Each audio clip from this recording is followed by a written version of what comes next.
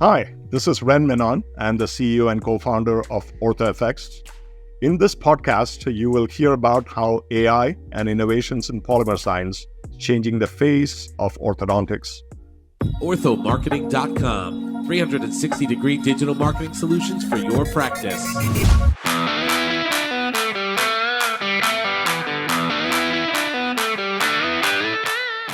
right, well, hello everybody in podcast land. This is Dean Steinman, Ortho Marketing. And guess what? We are back with another podcast for you. And I am really stoked today podcast. So I've got with me a special guest. I love, as you guys know, people who are changing in the industry. I love people who adapt. I love people who don't play by the rules and make the rules and want to make things better. So I'm really happy to have today with me Ren Menon. Ren is the CEO, co-founder of an awesome company, OrthoFX, who is changing the current landscape. And to tell you a little about it and why change is important, guys. As you know, you heard me many, many times, and I quote the great Billy Bean, adapt or die, and he's adapted. And you guys have to learn how to adapt. So, Ren, welcome, man. How you doing today? I'm good, Dean. I love the energy. I love the little pop to get things going. And I'm also learning from the best here on how to be on a podcast. So thank you for having me. Really looking forward to this chat. My pleasure. So let's just jump into it. You've got quite an interesting history, working with startups and with large corporations in the engineering field. So tell us a little bit about Ren Menon. Give us your quick little story. Okay, I'll give it to you from two different perspectives: the personal, private person that I am, and the role that I'm playing in the professional world. I'll start with the latter. So today, I'm the CEO and co-founder of OrthoFX. We were founded in 2018, and we spent about 5 years in the R&D space because we truly wanted to create an innovative platform. When I say platform, I mean we wanted to create something that was differentiated on multiple dimensions, on the polymer front, on the AI software front, and also on the business services front, because as you know, Dean, orthodontics is as much about the clinical aspect of delivering care as much as it is about the managing the business of running a small business. So we wanted to be a partner on all these fronts. So OrthoFX is 5 years of our labor of love, if you may. So that's who I am from a professional capacity as I'm talking to you today. Privately, personally, I'm married. My wife is a physician. She works at the VA in Palo Alto. I have a 3-year-old. And in my private time, I spend a lot of it in nature. I like hiking. There's a hike right behind our office called Mission Peak. Goes up about 2,000 feet in a 3-mile elevation, just in a 3-mile range. So great hike if you're ever in the Bay Area. If you are in the Bay Area and if you would like to go for a hike, please look for me. I'm always looking for that. That's me in a long-winded nutshell, if you may, a big nutshell. That's awesome. I'm a big hiker myself. I live in Hudson Valley in New York. And Nice. Every time I cross over the Bear Mountain Bridge, I look and I'm blown away at the beauty. Indeed. You really take it for granted where you are. So stop, look, smell the roses, guys. And it's incredible. Life's a journey, and enjoy it. Absolutely. So being in the industry that we are, change is tough. And people, Yes. Well, to adapting is even tougher. So what made you decide to come up with a program that is very different? So, based upon, our little conversation, tell us a little bit about OrthoFX, what makes it different and special, and how you broke the mold, per se. Yeah. Well, I was part of breaking it the first time with a great company that reinvented the category, Invisalign. I remember back in the day that some of that skepticism continues even today, many, many, many years later. Can plastic move teeth? And over time, turns out that plastic can indeed move teeth in the right hands of the right practitioner. It's just another instrument, another tool. So the practitioner is as important, maybe even more important than the device itself or the brand itself, which is my key takeaway in founding this company. I felt that practitioners needed to have, I think one of the other things that I learned as I worked at this industry, Dean, is that, yes, orthodontists are averse of changes, but at the same time, they're people of science. They are really leaning in and looking at things that make sense to them. They adapt technology. They are looking at technology, and their core, they have that mind of innovation, which is what got them into ortho school in the first place. I was recently listening to someone who was talking about being in ortho school, and it's more difficult apparently to get into an ortho school and to get into Harvard Business School. So I did not know that. Apparently it is in terms of degrees of difficulty. So change is hard, but at the same time, I feel confident about the type of change, because the type of change that we are makes sense. Every innovation that we have is driven from a critical customer need. And given that, and it's all backed by science, it's not a pure marketing pitch on something that is old. It's a net new. We have over 120 patents that have been granted to us on our technology. And the way we differentiate us is on three fronts. Just like a computer has three key pieces, hardware, the operating system, and the software. You could think of the business of orthodontics, of aligners, the same way. The hardware in this case is the polymer. The software in this case is all the clinical management software that you use to visualize the treatment plan, to remote monitor treatments, to provide them with solutions. The operating system is the software or the tech-enabled platform that you use to keep your business humming, starting with a financing platform. You also need to have a need for treatment coordinators for pending patients. You have a need for filing insurance claims, and you have a need for constant referrals from GPs. So our thought on that front was, what can technology, AI, do to enable those interactions in a manner that it's not human capital intensive on the part of the orthodontist, number one, and the solution is way more effective because you are pairing up the latest in AI technology with best practices to create, again, an outcome that an orthodontist deserves. And overall, our general pitch, Dean, is to help orthodontists be orthodontists. We want them to be clinicians and not worry about the aspects of small business management. We partner with them to enable it.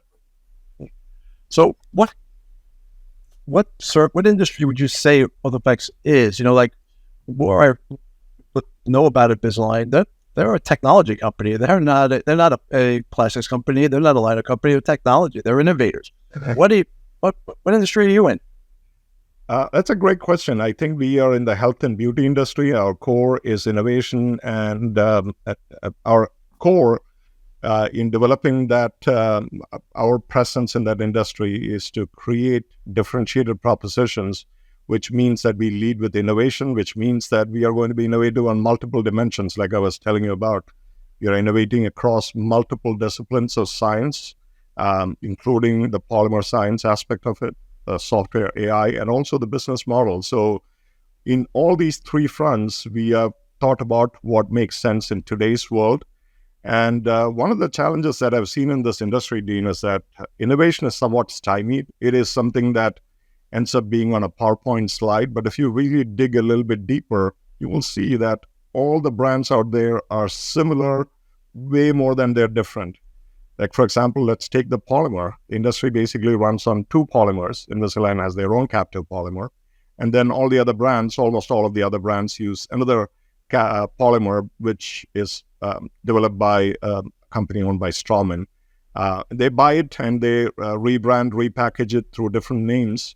But at the core, these two polymers are the same. They're both trilaminates, which means these are polymers with three layers of individual sheets all fused together to form a single shell. In our case, our polymer is different, and the aligner itself is not based on fusing these different layers of polymer. They're just stacked on top of each other as shells with air pockets in between and bonded only on the edges to create a unique property that is needed to move teeth. Just like nitinol wire, that property is called hyperelasticity, which helps us provide a force system that is way more friendlier to moving teeth than anything that's out there.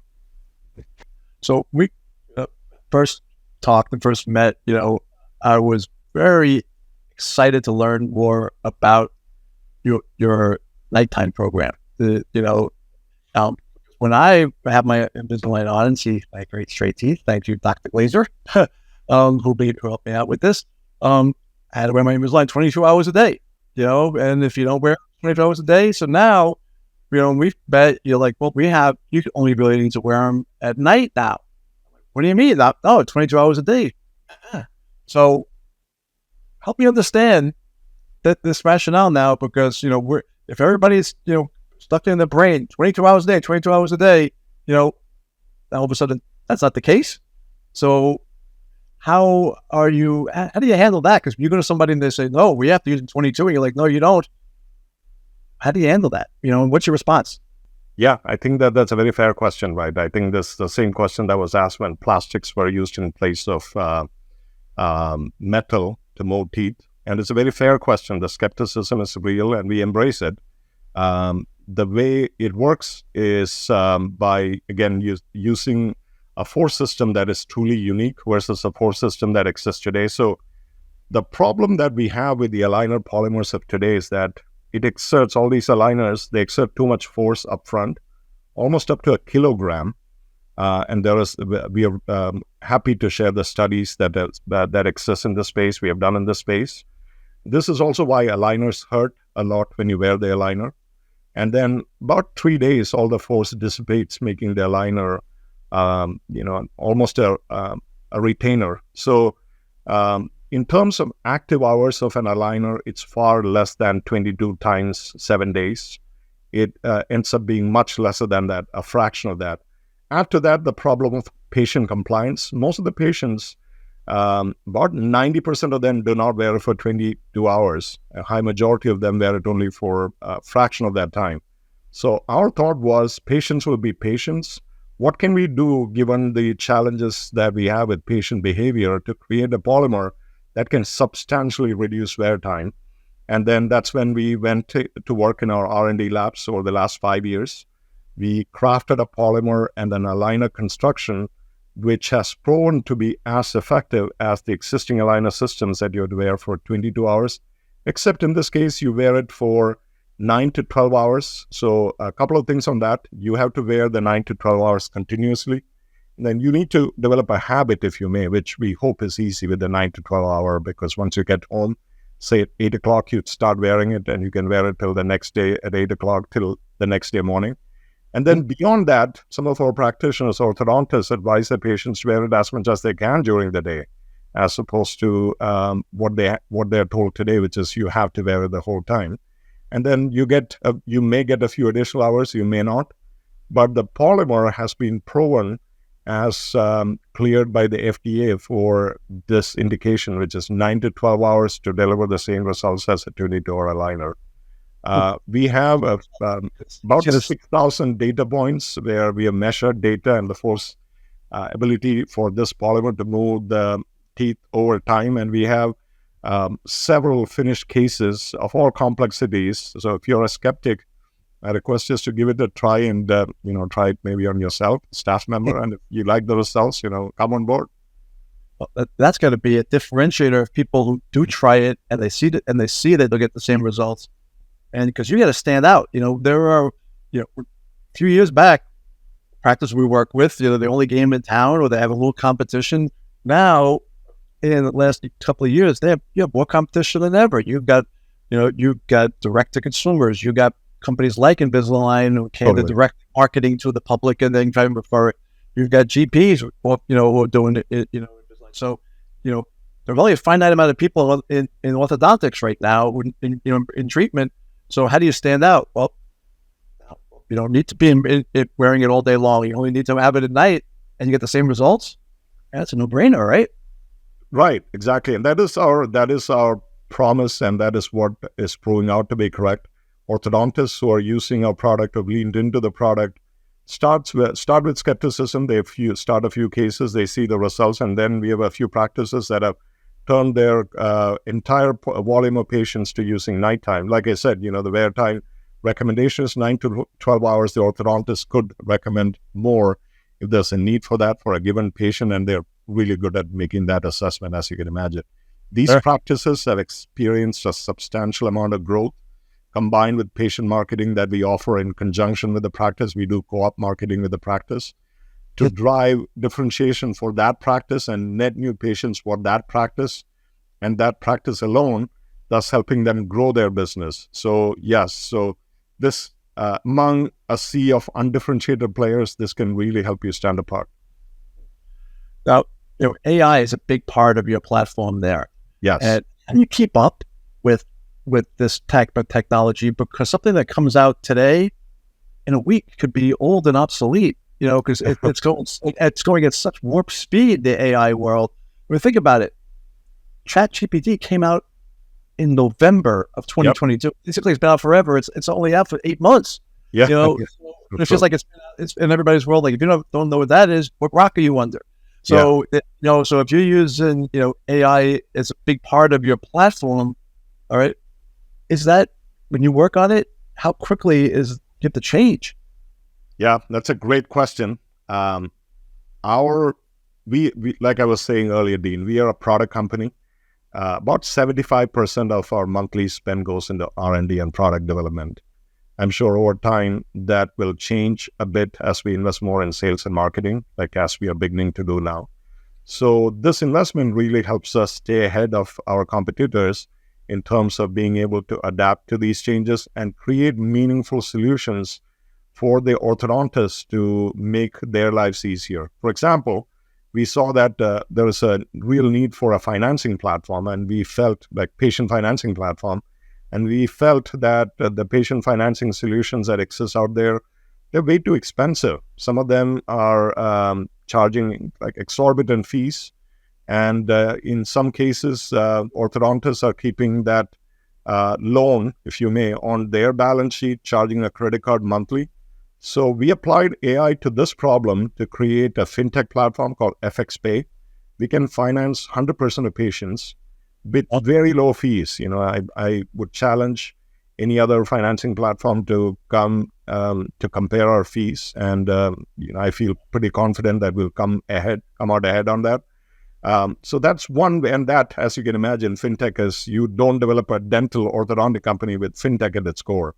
But we did because we view orthodontics, the business of orthodontics, as something that needs to be enabled. Yes, the endpoint is a clinical outcome and a patient and the orthodontist, but the support structure is as important to make sure that this profession continues to survive and thrive.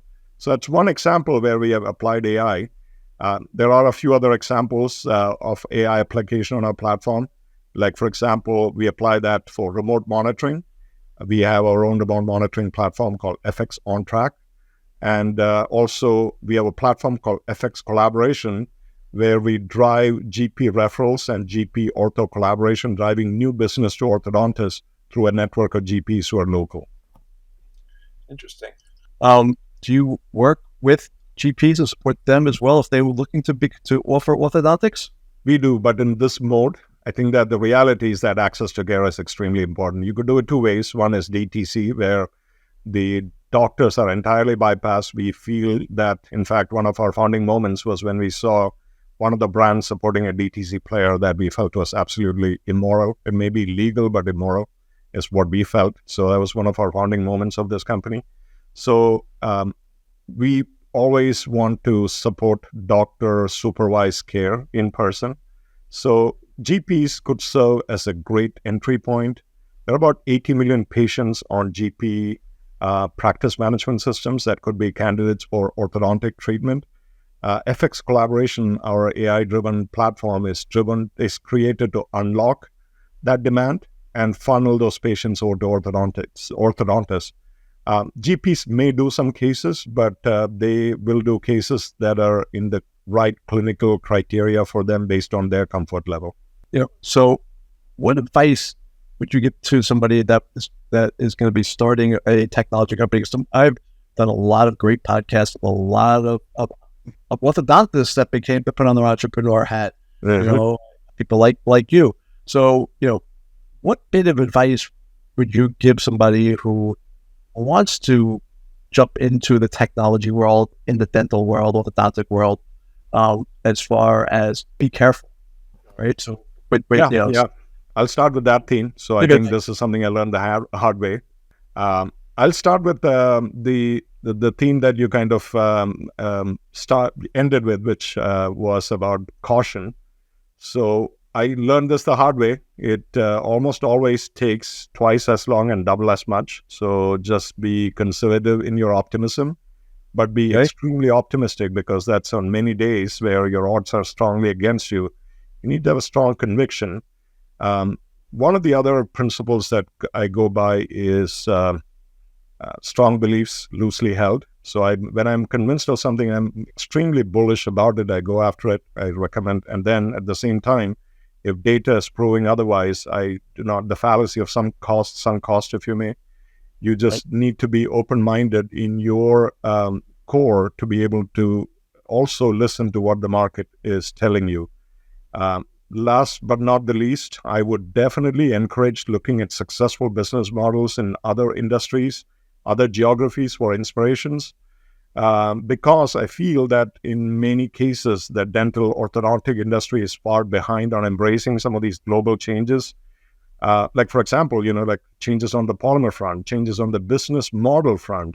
These are all happening in other industries. You don't need to look too far to draw inspirations. Sometimes you can create things in this industry by essentially looking at another model that is working but has not yet gained popularity or hasn't worked in this industry yet. There's so many examples of that. I see dentistry and orthodontics as an innovation-starved, innovation-possible field. There's such an opportunity out there that for people, for creative minds to go after and solve problems that this profession in this industry can evolve to realize its true potential. Dean, we are barely scratching the surface of potential on this industry, which is why I'm super excited about it. So I'm going to give you a gift. You're going to basically be able to jump into a time machine and go back to 2018. All right. What are you going to tell yourself? Do not be too hard on yourself.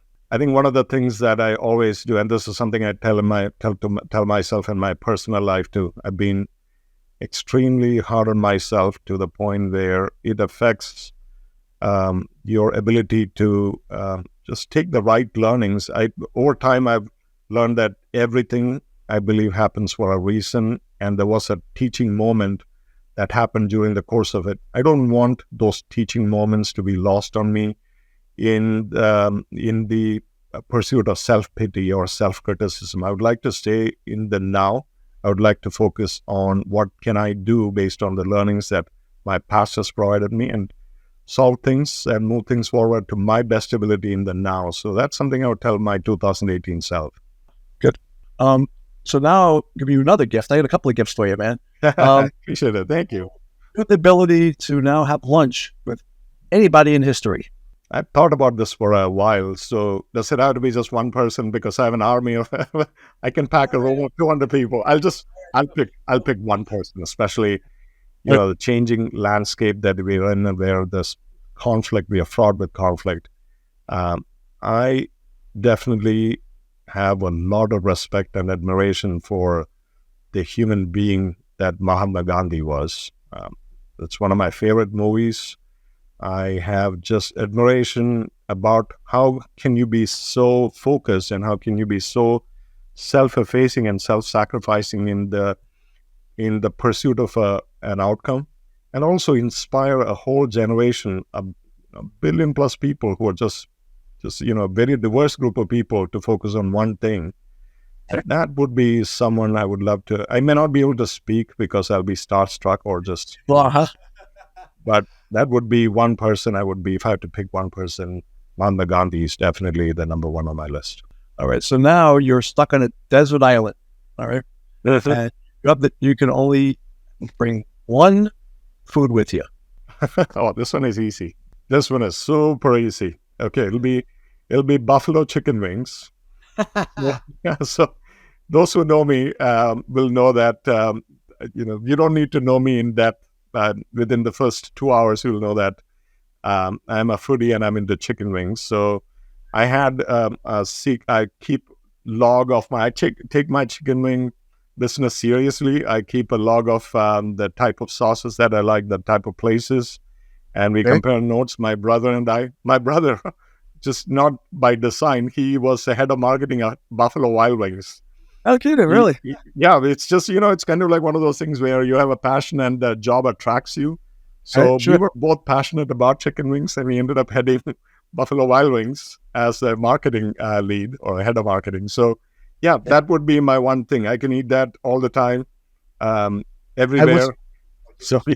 Hot, medium, mild, super spicy. What I'm big into flavor, so that's flavor is important. But I'm also partial to spicier side of things, like things that leave a mark, if you may. So I like spicy, but at the same time, flavorful things. Blue cheese or ranch? Oh, blue cheese. I had wings last night. You should have called me. I would have been on my way. For sure. Yeah. I love it. So listen, thanks so much for joining. I really appreciate this. It was a lot of fun. So if somebody wants to get more information, to try it out or whatever, what's the best way for them to reach you and to get more details? Well, in this case, I'm going to give you two options. One is the website option. Head to www.orthofx.com. There's a little 4 doctors sign, a link up on the top right. Just click there. You can leave your information there. Or if you like premium service, if you like if you want to make sure that you get even more attention, you can just email me. My email is rmenon, RMENON, at orthofx.com. Please email me. I would love to talk to you. I would love to share more. And if you are a skeptic, that's a great sign, because that's a sign that you care. So please talk to me and see if there is something that we could do together. Appreciate it. This is great. I really excited to see what's in look up tomorrow. You never know what's around the corner, and you're the kind of guy that I want to follow as well. I love your enthusiasm. I love your passion, and check it out. To go with the new gun sometimes. All right, they know what they're talking about, and it's going to be a good ride. So Ren, thanks so much, man. I appreciate it. Everybody in podcast land, thanks so much. Be safe, be happy, and have some wings tonight. Think of us. All right, everybody, be well. Thank you. Thank you.